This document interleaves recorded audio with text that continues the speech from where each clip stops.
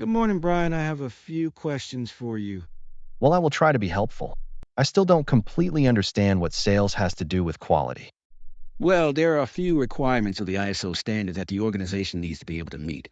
The first question is, how do you know what to sell? Do you have a catalog or something?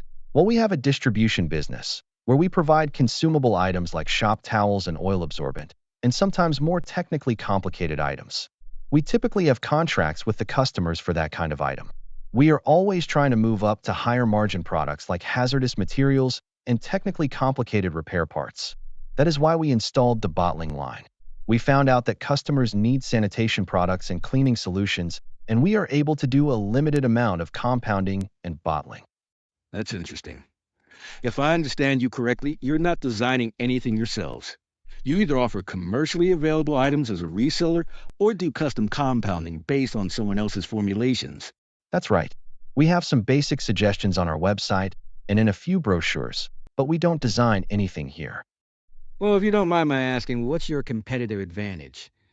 Why should the customers buy from you rather than directly from the manufacturer? Well, there are a couple of things. For one, we've got a lot of contacts and can often do a better job of sourcing parts than the internal people in some of these large companies. Also, we're able to stock materials in the warehouse, which helps the customers reduce their inventory.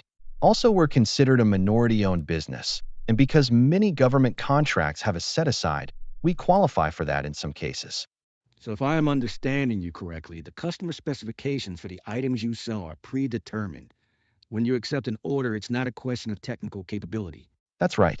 So, when you accept an order, it's about delivery time and pack method and availability. That's right. So, when you accept an order, do you have to run it by anybody?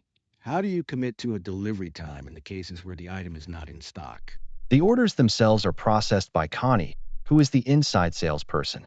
She actually enters them into the system and gets purchasing to get a quote for the material and then tries to get the plant schedule.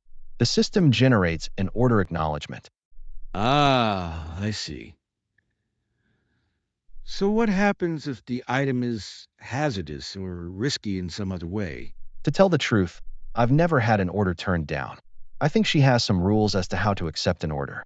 Tommy approves the high-level contracts, but the approval for accepting an order is done elsewhere. All right, then there's one more thing we need to ask you about. There's a box of parts in the MDR cage that says Hole for Brian. Is there a story behind that? Yes, those parts were returned from the customer. There were two different product codes, 5302 and 5302M. There is no difference in the parts themselves, but the 5302M parts come with a mill test report. They were desperate for the parts, and we could buy the 5302, and they decided to accept them. That kind of thing happens sometimes. Why did they send them back? They used about half of the parts, and then a month later changed their minds and returned the leftovers. I see.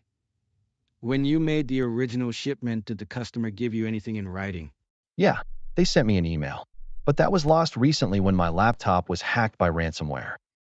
Well, I'm going to have to track this shipment down and try to get some more information. Do you have a customer PO number or any other identifier I can use?